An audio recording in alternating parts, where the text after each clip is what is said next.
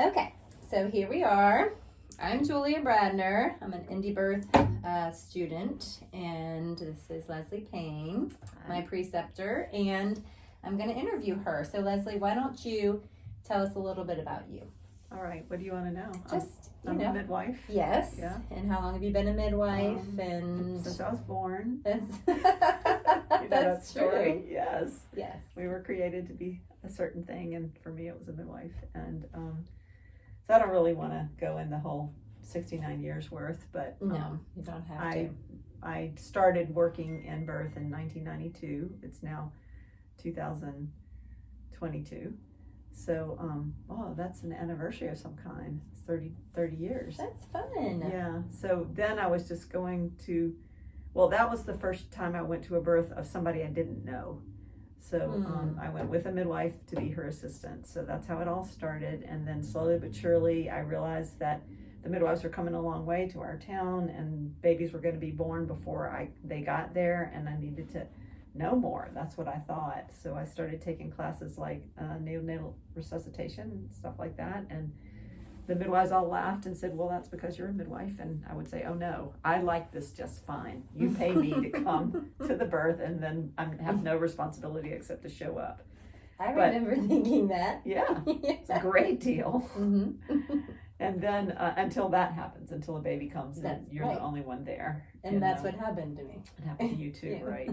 So I just kept getting more and more, educated and going to more and more births. And then the midwives were just laughing. And finally I said, I'd like to have a piece of paper, that says I'm a midwife. I just want something that documents that I have a certain level of basic skill regarding this profession. And so we were at a MANA conference, and I was asleep, and they came and woke me up in my room, and they brought me a piece of paper that they had all signed that said Leslie Payne is a midwife.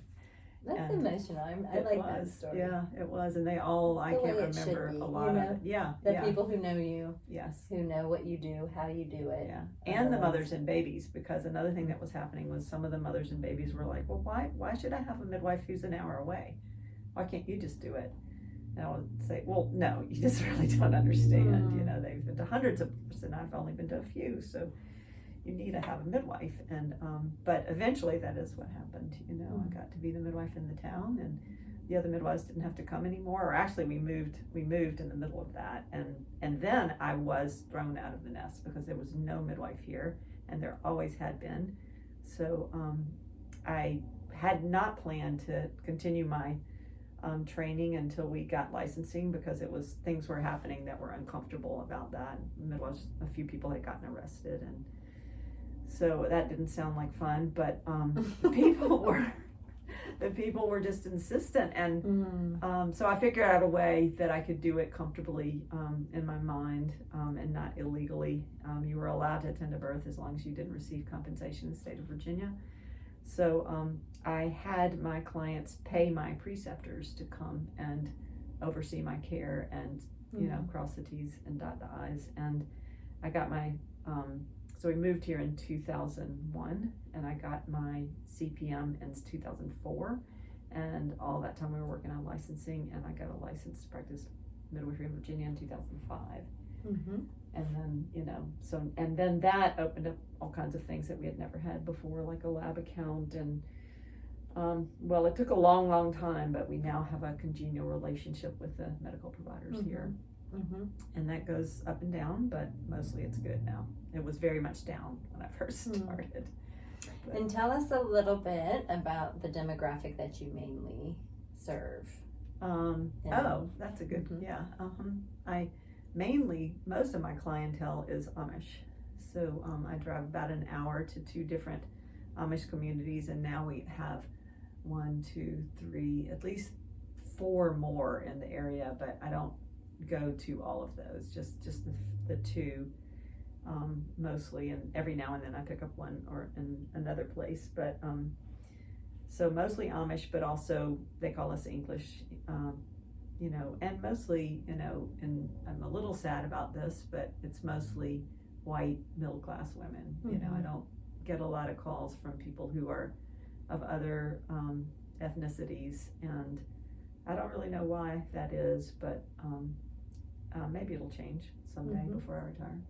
So with the Amish, for people who don't know, what what would be different? What is different about being an Amish midwife? Well, they have their culture is very different from ours, and home birth is their culture. They do not go to the hospital, and in some ways that's so nice as a home birth midwife.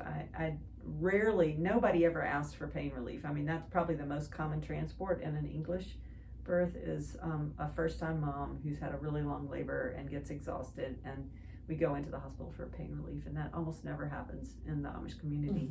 They're set up to do their job, to do their work, and they're expected to do it, and they expect to do it, and they have good support to do it, and it's just so different from how we do it in our culture.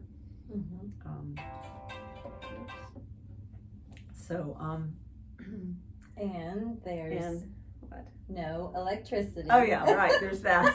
No electricity.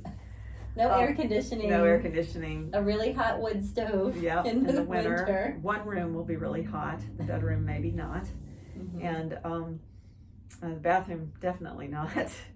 And if the bathroom's in the house, yes, or if you're using an outhouse, yes. or sometimes we have had a few without running water. Definitely a few with outhouses. Definitely a few trailers that don't have all the floors. Yeah. And, yeah, that wasn't Amish though. That was an English couple that I was worried about putting a tub in there because I was afraid it would fall through the floor. But then we figured out for the next baby that we could run it across the joists. And I just really love that though. But seriously, we figured it out. Yes. Yeah. And that you were willing she to. really wanted. Right. Well, she had her baby the first time. It wasn't her first baby, but she had her first home birth baby in the bathtub. And I thought, well, if it has a bathtub that you can fill full of water, then we can probably do an actual birth tub. If we and the dad got under it and thought it would work, and I was like, well, I hope we don't fall through the floor, but probably we won't. The other thing I think is really fascinating about your work with the Amish is the level of knowledge that is required of you as a care provider for the Amish community, and what you service health-wise for them is much more broad than I've seen needed in the English or our normal environment. Do you mean broad in terms of I take care of everybody in the community? Well, you take care of them, and you're not scared away by things that might be labeled high risk or can't do or not possible, because their culture is, no, this is how we do it. We want to have our babies at home, even if this, or and you use wisdom, but I just think you work hard to find a way for them, even if in modern culture, if she was being seen in the system, she would not have options. Right. And it's okay. You service her well. You take care of them. You know, they're mostly fine. I mean, I've definitely taken Amish women to the hospital. You know, if things were bad enough, or if I thought things were bad enough, or if they wanted to go, just like anybody else.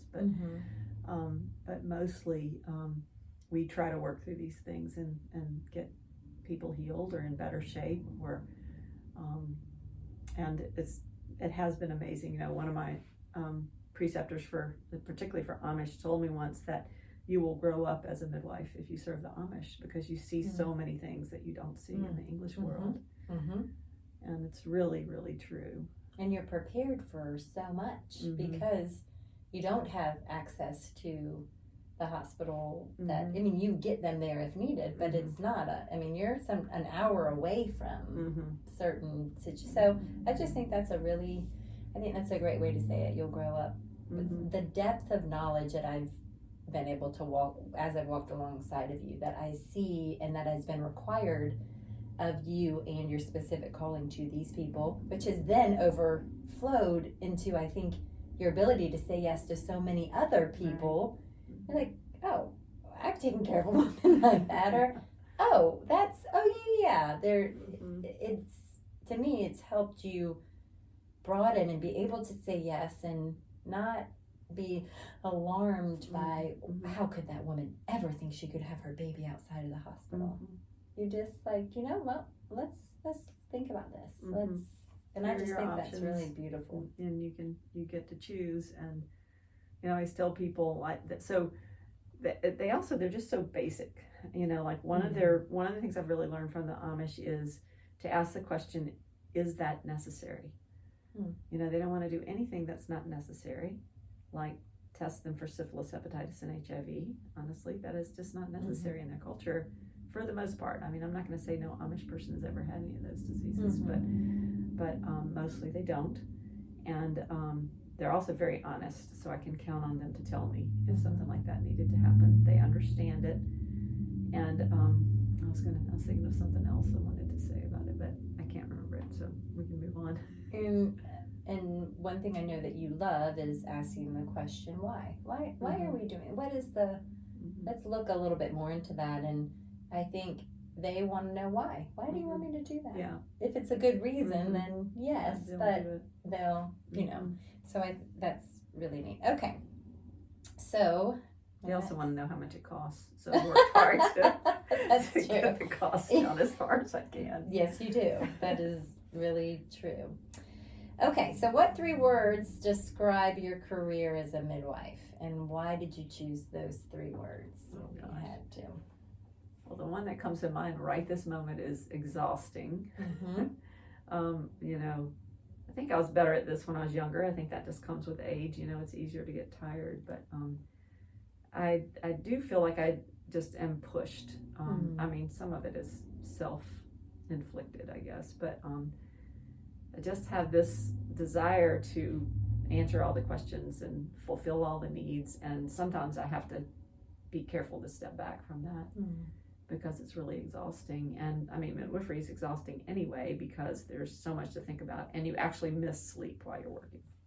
That's a right. It's like practically just tiring. Right. But then, yes. Yeah. But sometimes it's from thinking too hard or too much or trying to figure something out, or I mean, I do think that we have to be really careful not to become the savior of women, and families, and just continue to offer them options that have to do with whatever they're dealing with, and let them choose. And the Amish, they don't fiddle around with their decisions like we do.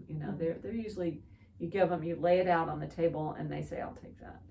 And they don't do like we do. Oh my God, was that the right decision? I don't know, So I do that a lot too. So that's why I know we do it. So exhausting. It's been exhausting. Sacred. So I'll get emotional about that, but this is just sacred work. And it's really important to me.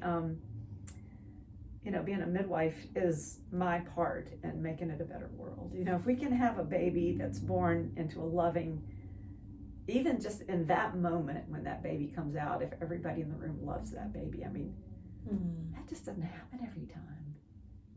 And it can make a difference in the whole world, I mean, I've been a part of families that have broken up and had bad stuff happen. I mean, that I'm not saying that it solidifies all of that and makes it all perfect, but there's just something that is bound to happen to that baby when it's born into that environment to start it off on the best foot forward. And I just think it's going to make a better world. And for the most part, I think our families are, well supported and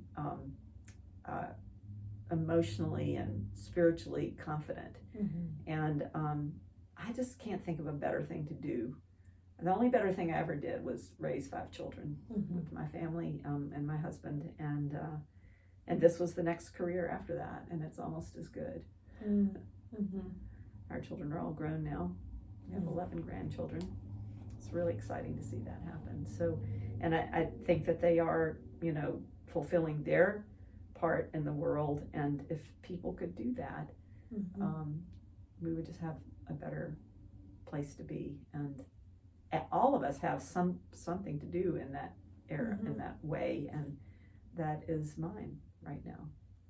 So you said exhausting and sacred. Do you have a third one you would add to that? Those are really great, and they're comprehensive. See if I can think of something a little more practical. No, it doesn't have to be. It doesn't have to be. Well, it's certainly rewarding. And I would say that in the full sense of the word. I mean, even the awful situations, because we have this intimate contact with people, have been incredibly rewarding. I mean, I would not say that the times I've had babies die or miscarriages or fetal, intrauterine fetal deaths, I mean, those have been just as incredible as the full-term healthy babies in terms of what we learn about each other and how we live our lives and how we face the world. So That's well said. can you imagine even any other profession that would do all those things? I just can't, except maybe being a mother. So describe, and you've done this well, but if you would add anything to it, describe what the call to midwifery means to you and what motivates you to stay in this very sacrificial and very taxing or exhausting role. Well, I mean, to me, a calling is something you can't deny. Like if you try to run from it, it will find you. And I tried to just be an assistant for forever. And then, when the mothers and babies started calling me, there was no denying it. So I did it, and it's been incredibly rewarding. And I couldn't not do. I mean, my husband has said that to me before. When we moved here, I thought, well, I would take a year off. I needed to do that. We had 2 teenagers. Our youngest 2 children were teenagers, and that was a really hard move for them out of their environment where they'd lived for their whole lives. And to a new place. All of a sudden, we moved. It wasn't expected or planned. And so I thought, well, I'll take a year off and just see if we can help each other adjust better to our new place. And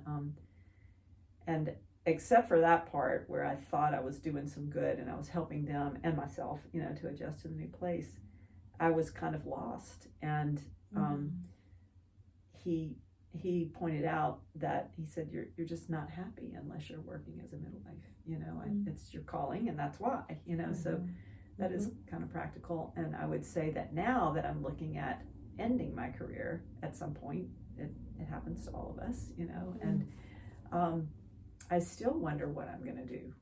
What could you do that would compare to this? I mean, as an everyday thing, I have lots of things I can do one day or another, like just go be with my grandchildren and my kids, and I'd love to travel more and be with my husband more too. But I can't fill every day with that stuff like this. I mean, this is more than 24/7.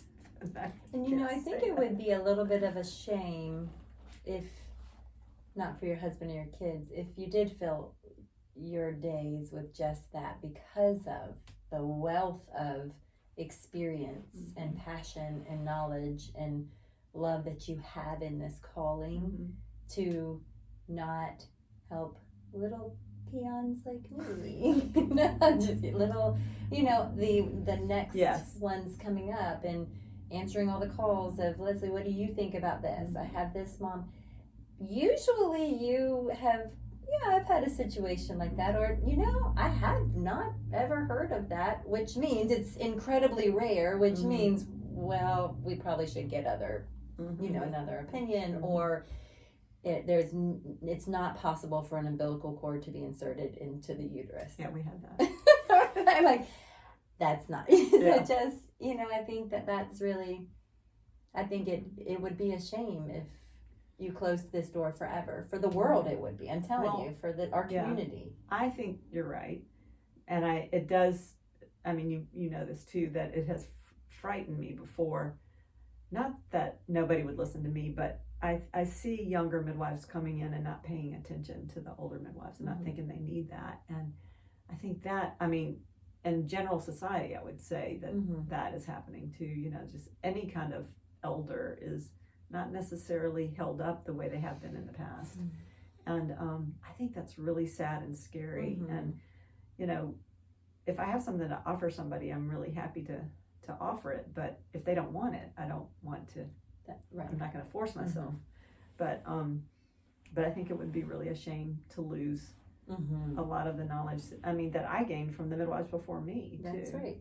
All the way back. And I would think that that's how this ancestral sisterhood of midwifery is supposed to work. I think for the most part, in the people I hang out with, I should say, I think understand that concept, and I definitely did.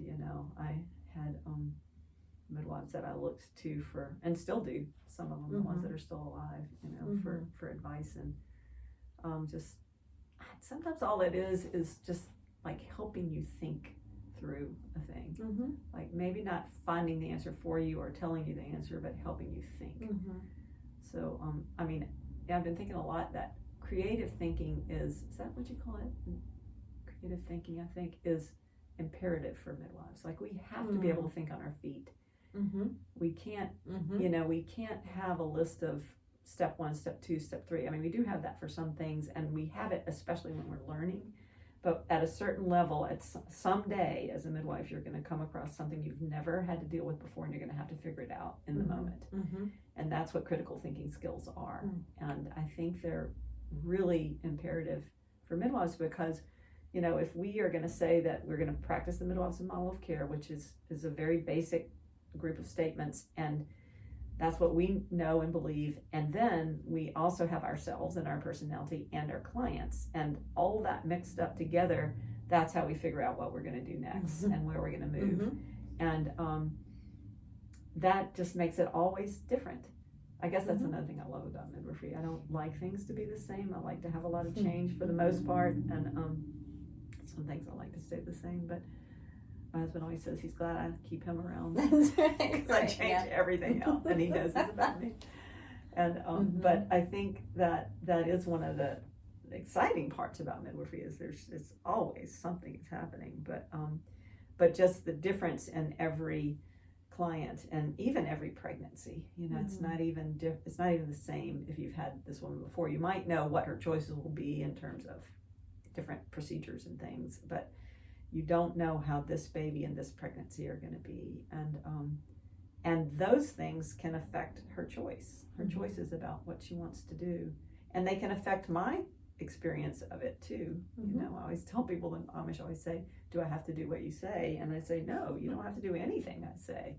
You are allowed to make your decisions. But if you make a decision that is really different from what I think you should do, I will accept it, and then I'll have to decide what I'll do. Can I morally, ethically continue to care for you?" But I'll tell you that I've never found a situation where I've been in some uncomfortable situations, but I've never been in a situation where I thought the best thing to do was walk away. And I can't imagine one like that, unless, if the people were abusive to me or something like that, but it's never like that. It is their decision, but that's hard sometimes, if you, I think they have way more knowledge than I do about themselves and their baby. And that's why they get to have the last say, is because it's their baby and their body and their family, and they get to make the decisions, and they get to live with the decisions. I also make decisions and live with decisions and live with their decisions sometimes, but because it's theirs, and I only share in it a little bit in some cases, it works out, and it's pretty psychologically strenuous work. And it's sometimes. What you just said, if we could just take that, that's your birth philosophy. It's your philosophy on why you do. That is the epitome of individualized care. Right. It is to the core. Yes. To the core, and I think that is one thing. I know that is one thing that I have loved, the opportunity to walk alongside of someone who believes that so deeply and practices that so deeply. I can't think of another word. When you're interacting with these women and they're saying things, and sometimes I'm like, oh gosh. And you're like, okay, well, what do you think about that? And let's talk about that. And I've just learned so much about, and almost always it works out just fine. It's their decision.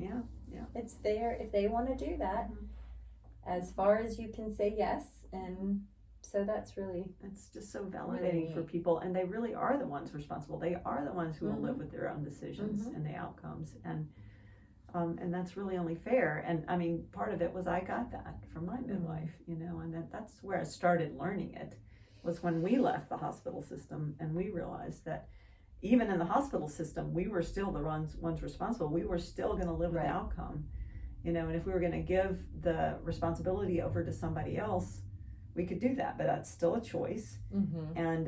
But that doctor or that nurse is not going to be with us after we leave the hospital, you know, to help us through whatever decision they made. You've practiced individualized care at its truest form. And I feel so privileged to do that. Yeah. You know, they cannot do it in the medical world. No. They can't. But they give it verbal. Yeah, some of them do. Some of them do. Some of them don't even do that. That's but true. It's just a system. I mean, it's an institution. It can't be done. And it is imperative for women to receive this, for families to receive this kind of care during pregnancy. I just, or that's what makes it the best. And, you know, we try our best, even when we do have to go into the hospital with serious cases, you know, to make sure that, and we are lucky here. I think we do have a system that works better than some others. And people are not surprised to hear us reminding people that they have to make their own decisions about things. And even when we're giving them advice in serious situations, when we really have an opinion about what should happen, we still know it's their decision, you know, and they do too. So, final question: if you had to bring 5 things to a birth, only 5, what would they be? Well, we've talked about that before. You know, do your hands count as 2, or just 1? You decide. I need 2 hands. Whatever so you I'm want. Bring my 2 hands. Okay. Because I've had that thought before on the way to a birth when I thought I was going to miss it, and I was thinking, okay, when I go in the house, what should I take with me? And I started thinking through my bag, and I thought, I just need my body. You know, I need my brain and my brain, my hands, my heart. So if I had wanted to add a tool to that, going to a birth, my brains, my 2 hands, my heart, my body, that's all of them. I thought you were maybe going to say your mouth in case you needed to give a little breath, but that's my body would do that. Yep, that's right. My body would do that. Yes. I think my favorite tool as a midwife is my fetoscope. Oh, that's a fun thing. Yeah. Why is that your favorite? Because it's so helpful. It does so many things. It can tell us so much about what's going on, and it's so simple at the same time. I mean, maybe tell a little bit real quick. What is a fetoscope? Oh, okay, yeah. Fetoscope is a special stethoscope that's made to be able to hear the baby inside the mother's belly, and you know, so you can hear the baby's heartbeat, and it also usually will give you some clue about what position the baby's in. So sometimes we need to know that the baby's not in the best position so that we can, you know, maybe help the mother move her body in a way that would help her baby get better lined up. And I mean, there's also breech situations. It's nice to know ahead of time if that's going on, although maybe it's nicer to not know. Just react. Just catch the baby, or watch mom catch the baby when it happens. Everybody gets upset about stuff like that. So, and I'm not going to say I don't like the dop tone. I do like the dop tone to be able to hear heart tones during labor. I appreciate that, and I think it's a way to communicate with the baby. And I usually use that during labor, unless I am curious about the baby's position. Then I would use a fetoscope. So those are that's fun. Yeah. Okay. If there's anything going on, the thing I care about is how's the baby doing. And sometimes you can ask the mother, and she will tell you how the baby's doing. But some mothers, you know, aren't as good at that, or I guess, or can't, or haven't ever been challenged to do that. Right. You know, and we really how to tap into that intuition, and we really do that a lot in our prenatal care. You know, we teach mothers to pay attention to their babies and tell us what's going on with their babies. In your little paper, what is it called? Your fetal love break. I have to give that to somebody to send it fetal love break. That I got from Karen Strange a long time ago. It was written by a doctor, but it's just about taking a break and telling your baby you love it. Nobody ever told me that when I was pregnant. And now you get to tell all the people. Yeah. I mean, I loved you guys. My kids. That's right. That's right. Okay. Well, that's it. Thank you so much. Okay. Thank you, Julia.